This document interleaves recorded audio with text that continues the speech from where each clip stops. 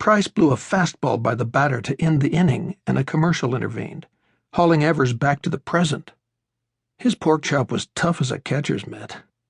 He tossed it in the trash and grabbed a beer. The first cold gulp sobered him. There was no way that was his Dr. Young, with his shaky morning-after hands and more than a hint of gin under his cigarette breath.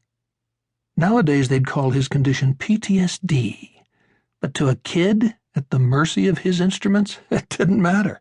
Evers had despised him, had surely at some point wished him, if not dead, then gone. When the Rays came to bat, the teenager was waving again, but the rows behind him were vacant. Evers kept an eye out, expecting Dr. Young to come back with a beer and a hot dog. Yet, as the innings passed and Price's strikeouts mounted, the seat remained empty. Nearby, a woman in a sparkly top was now waving to the folks at home. He wished Ellie were there to tell, or that he could call his mother and ask whatever happened to young Dr. Young. But, as with so much of his daily existence, there was no one to share it with.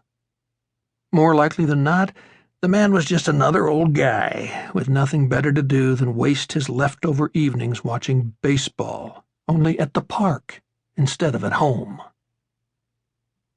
Late that night, around 3, Evers could easily see why of all the possible punishments, prisoners feared solitary confinement the most.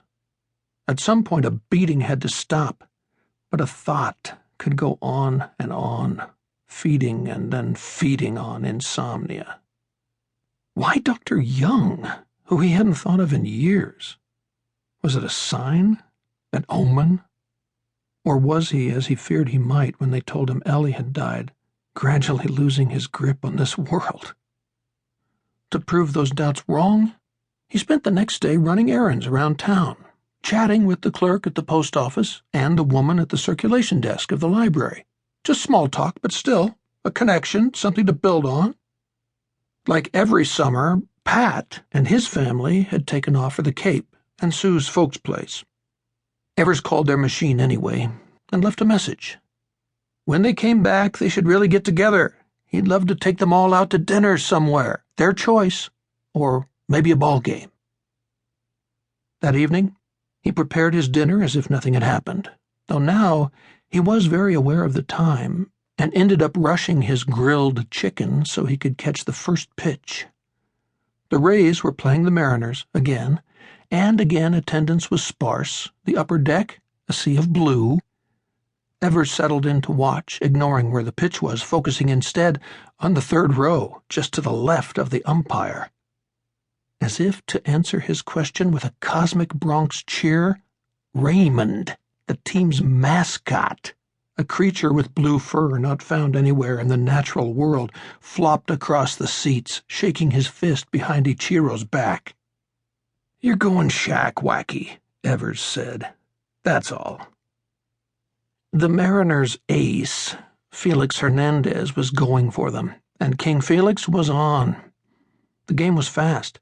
By the time Evers cracked his nightly beer, it was the 6th, and the M's were up by a couple. It was then, just as King Felix caught Ben Zobrist looking, that Evers saw, 3 rows deep in the same pinstripe suit he was buried in, his old business partner, Leonard Wheeler.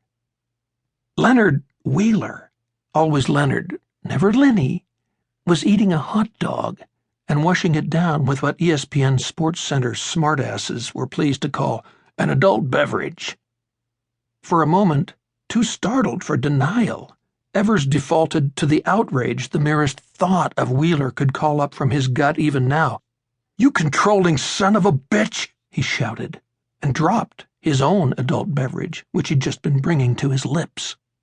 The can fell into the tray, balanced on his lap, and knocked it to the floor between his feet, where the chicken, instant mashed potatoes, and bird's-eye string beans, also of a color not found in the natural world, lay on the carpet in a foaming puddle of beer.